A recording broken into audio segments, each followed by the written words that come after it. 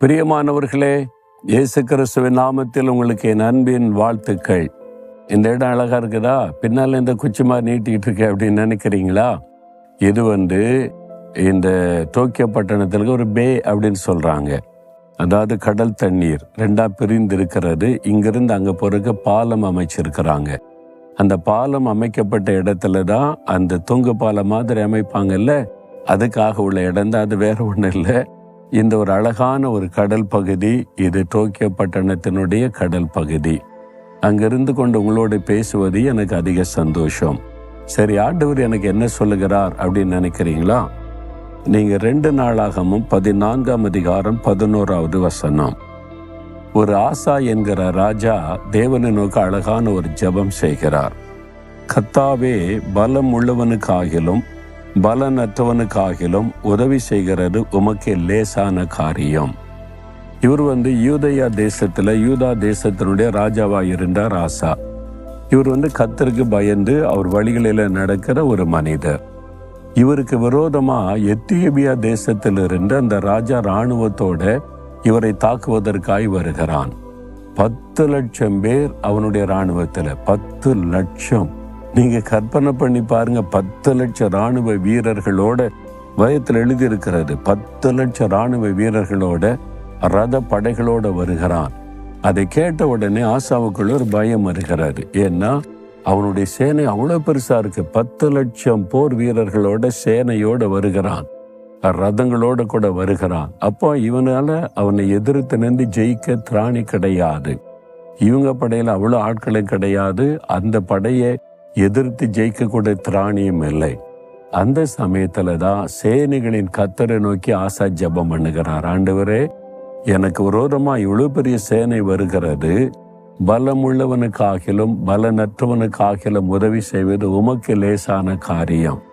இந்த 10 லட்சம் பேர் வருகிற இந்த இராணுவத்தை சிதறடிப்பது உமக்கு லேசான காரியம். என்னால முடியாது, எங்களால முடியாது, ஆனால் உமக்கு அது லேசான காரியம், பெரிய விஷயமே கிடையாது. அப்படின்ற நேரத்துக்குள்ள 10 லட்சம் இராணுவ வீரர்களை நீர் விரட்டி அடிப்பீர் ஆண்டவரே. ஒரு அழகான விசுவாசமுள்ள ஜெபம்.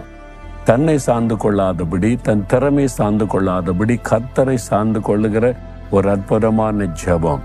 ஆண்டவர் அந்த ஜெபத்தை கேட்டு எத்தியோப்பியரை மடங்கடித்து ஆசாவுக்கு ஜெயம் கொடுத்தது சரித்திரம். உண்மையாக இஸ்ரவேல் தேசத்துல நடந்த ஒரு சம்பவம்.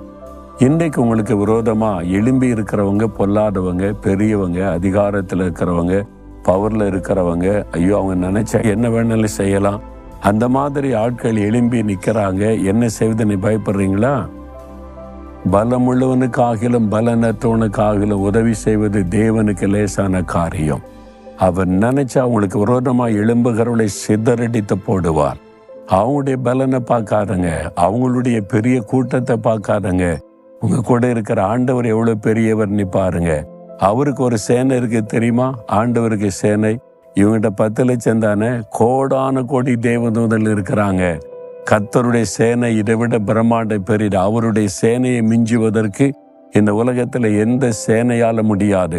உலகத்தில் இருக்கிற அத்தனை நாடுகளின் இராணுவம் ஒன்று சேர்ந்தா கூட தேவனுடைய இராணுவத்திற்கு ஈடாக முடியாது. கோடான கோடி தூதர்கள் அவருடைய சேனையில் இருக்கிறாங்க. அதனாலதான் அவருக்கு பெயர் சேனைகளின் கர்த்தர் என்பது. God of army.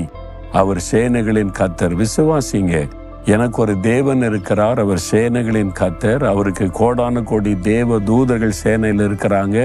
அதனால எனக்கு விரோதமா எழும்பி வராள் எவ்வளவு பெரிய ஆளாவும் இருக்கட்டும், எவ்வளவு பெரிய கூட்டமாவும் இருக்கட்டும், தேவன் அதை சிதறடிப்பார்.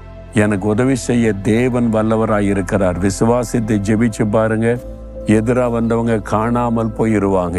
அப்படியே சொல்லுங்க, பலமுள்ளவனுக்காகிலும் பலனற்றவனுக்காகிலும் உதவி செய்வது கர்த்தாவே உமக்கு லேசான காரியம்.